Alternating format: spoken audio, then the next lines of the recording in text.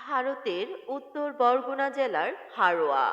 শত বছর আগে সেখানে আরব থেকে এসেছিলেন গোড়াপীর রাহমাতুল্লাহ আলাইহি। ওনার আসল নাম হজরত সৈয়দ আব্বাস আলী রাহমাতুল্লাহ আলাইহি। ওনার পিতার নাম হজরত কলিমুল্লাহ রাহমাতুল্লাহ আলাইহি এবং মায়ের নাম মায়মুনা সিদ্দিকা রাহমাতুল্লাহ আলাইহি। ওনার জন্ম 1265 খ্রিস্টাব্দে আরবের মক্কা নগরীর কুরাইশ বংশে। 1297 খ্রিস্টাব্দের শেষের দিকে 360 জন পীর আউলিয়াদের একটি দল ভারতবর্ষের দিল্লিতে আসেন। এই দলের নেতৃত্ব করছিলেন হজরত শাহজালাল ইয়েমেনি রাহমাতুল্লাহ আলাইহি। 1303 খ্রিস্টাব্দে তারা বাংলাদেশের শ্রীহট্টে পৌঁছান। সেখান থেকে হজরত শাহজালাল ইয়েমেনি রাহমাতুল্লাহ আলাইহি হজরত গোরাপীর রাহমাতুল্লাহ আলাইহিকে 21 জন সঙ্গী সহ ভারতের হারোয়াতে পাঠিয়ে দেন ইসলাম প্রচারের জন্য।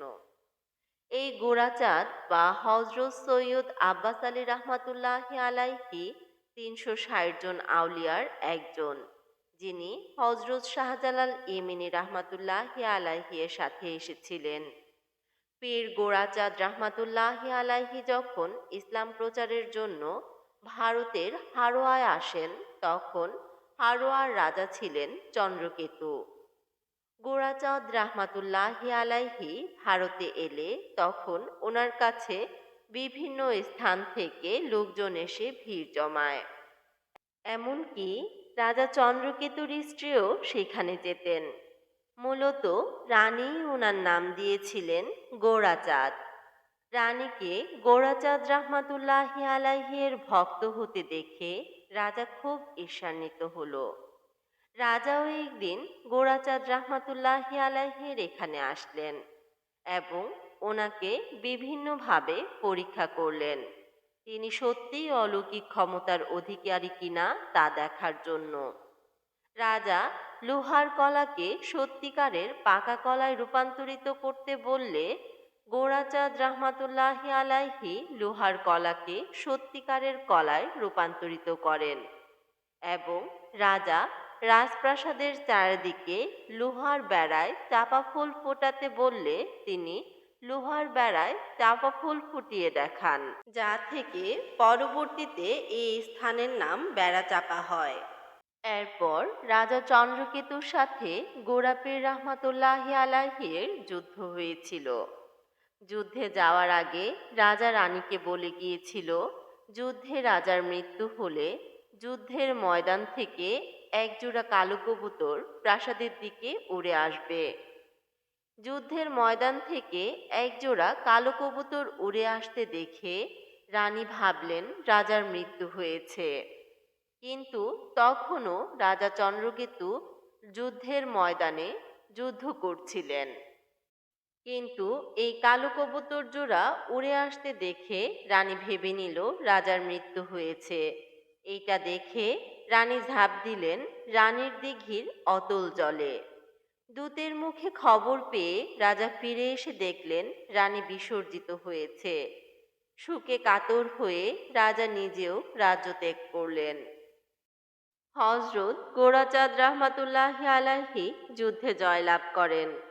রাজা চন্দ্রকেতুর সাথে যুদ্ধে জয়লাভের পর হজরত গোরাচাঁদ রাহমাতুল্লাহ আলাইহি ভরকুপুরের জঙ্গলে সাধনা করেন।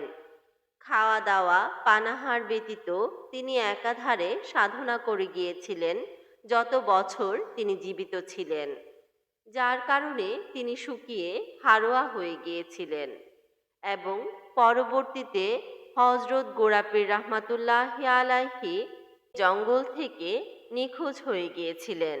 কয়েক বছর ওনাকে সেখানে আর পাওয়া যায়নি। পরবর্তীতে মানুষ ওনাকে হারোয়া অবস্থায় ভরকুপুরের জঙ্গলে পেয়েছিলেন।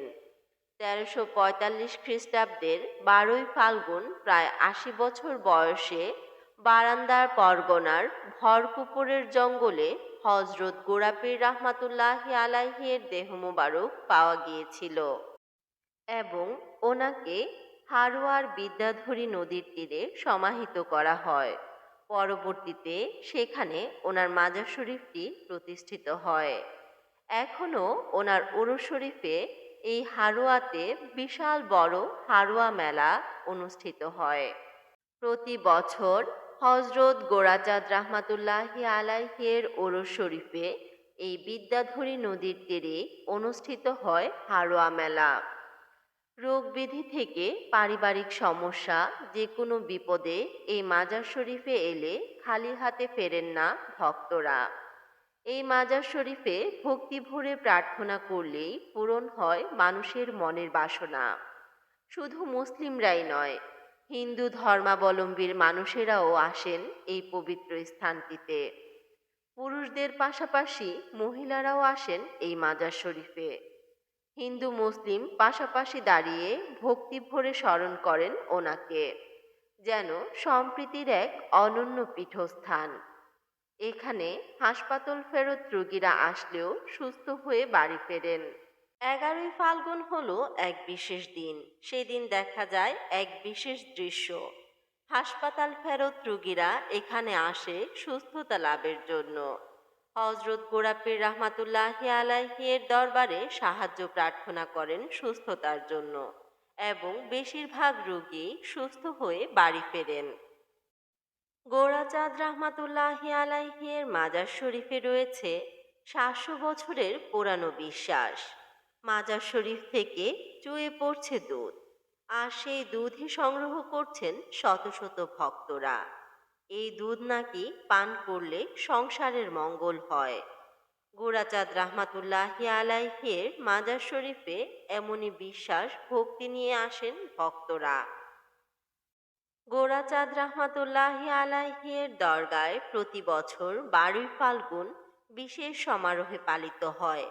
হিন্দু মুসলিম নির্বিশেষে সকল ধর্মের মানুষ এই উৎসবে যোগ দেয়।